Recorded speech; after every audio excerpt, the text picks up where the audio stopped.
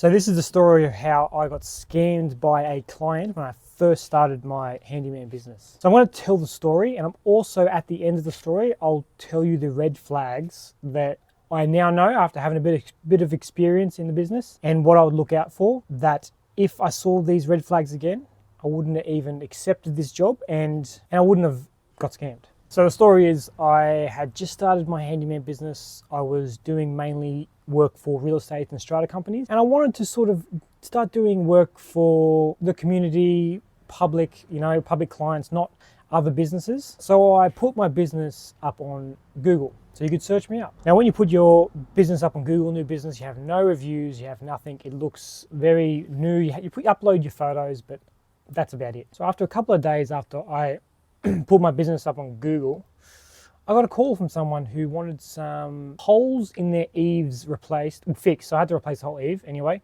but they wanted some holes fixed and some painting done. So I went there, seemed fine, very, very wealthy person as well. The property was 1.5, 1.8, and I'll tell you why I know that, the value of it, in a second. So I went there, quoted it. It was cheap. My prices were cheap back then. I didn't know what I was doing, and it was already cheap. I think I quoted 300, and I text him 300. That's a mistake. Always, texting is fine, but I like to send an official quote now. So I sent him the price 300. Immediately said, "Can you do 200?" So negotiating me. And he also said, "I'll do it cheaper for cash." So interesting. This guy, wealthy, but cheap. So I actually said, what did I say? I said no, 300. So got the materials, it wasn't much materials. I think I had some leftover eave sheeting as well, so that was good. Took it there, started replacing it, did it all.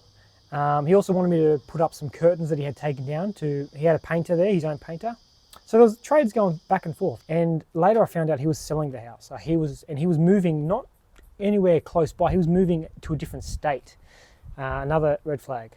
So basically, I did the blind, put that up, took down these eaves. It was only small, very small, and I replaced them, painted it all, and that took me, I don't know how long it took me, 2 hours. Anyway, he came home from work. He had a business as well, which is interesting. Yeah, he came home and he's like, "I don't really like the look of it. It doesn't really look good."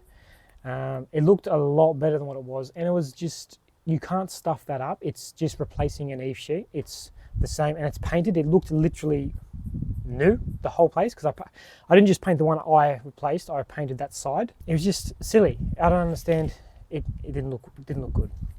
So basically, he was like, I think we might change it. I think we might do something else. So he wanted me to put some on the edges, some timber quad as well. There wasn't there in the first, so I didn't quote for that. But he wants some timber quad where it met at the ends. So I came back, I quoted for that, and then he had a down pipe. So I quoted for that.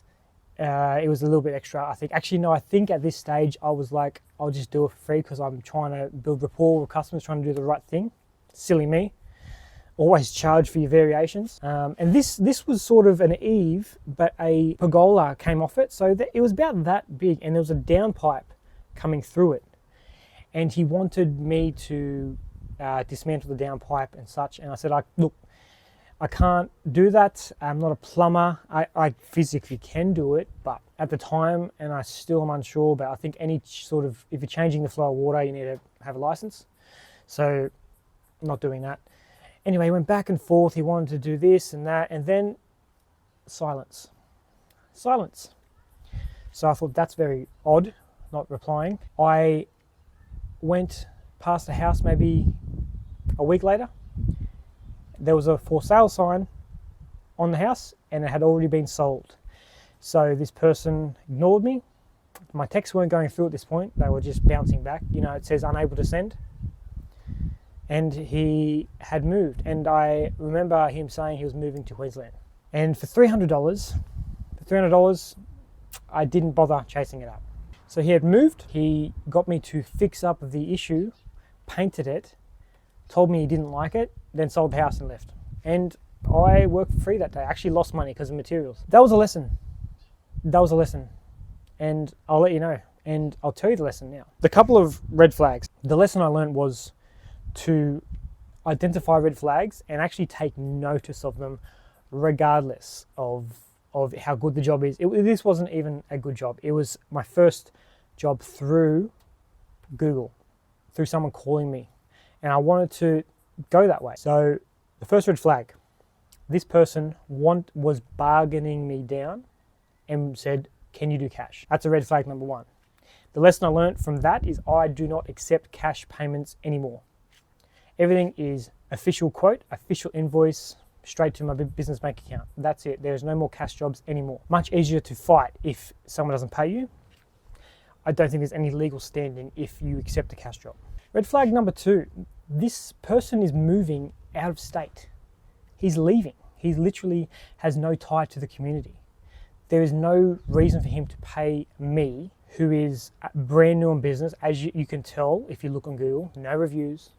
He knew I was new and he targeted me for that. He has no reason to pay me. He's moving states. He doesn't care. And also, not a red flag, he owns a business. So he's not dumb. He knows. And he's probably done this before to people. He knows the protocols of business. Interesting. Another red flag is when they start, you've already done the job. It's hard to see this before, but they start picking on little things, even when they're out of your control. You can't, and you've already said this to them. It's interesting that this person was wealthy, moving, and also trying to negotiate the price down, $50 or something, whatever it was. These are red flags that I look out for now, and I've learned. This is a lesson, a $300 lesson. Not really, because I didn't make it, but I did lose, I don't know, $50 of material. It's a lesson. The lesson is, 1, I do not accept cash payments. 2, I take 20% deposits under $1,000, and anything $1,000 over, it's a 50% deposit, non-negotiable. I also don't take cash anymore. It's all legitimate through the business. I also don't deal with cheap clients. I have come to the realization that there are plenty of people who will pay you what you're worth in your business, and you do not need the cheap clients. Generally, the cheap clients give you the bigger headache.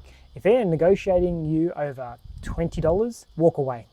I actually say, when people try and negotiate, they ask me, can you do it for less? I say, I can do it for more, because I can.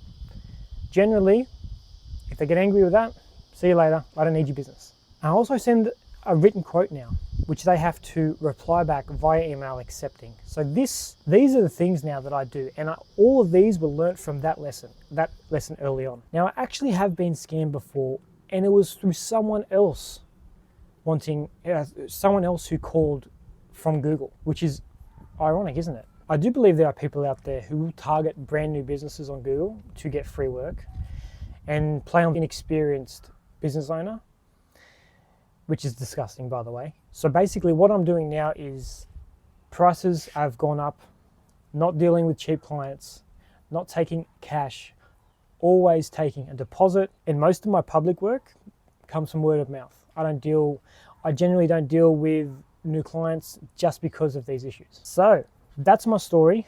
That's how I got scammed, robbed, ripped off, and every mistake is a lesson, and these lessons have absolutely helped me with future clients that I know would have ripped me off.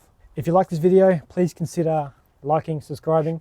Also comment, let me know if you have been ripped off. Unfortunately, I feel like it's very common these days to be ripped off. And let me know your story, because it's common and it shouldn't be. Thank you for watching. I'll see you in the next one.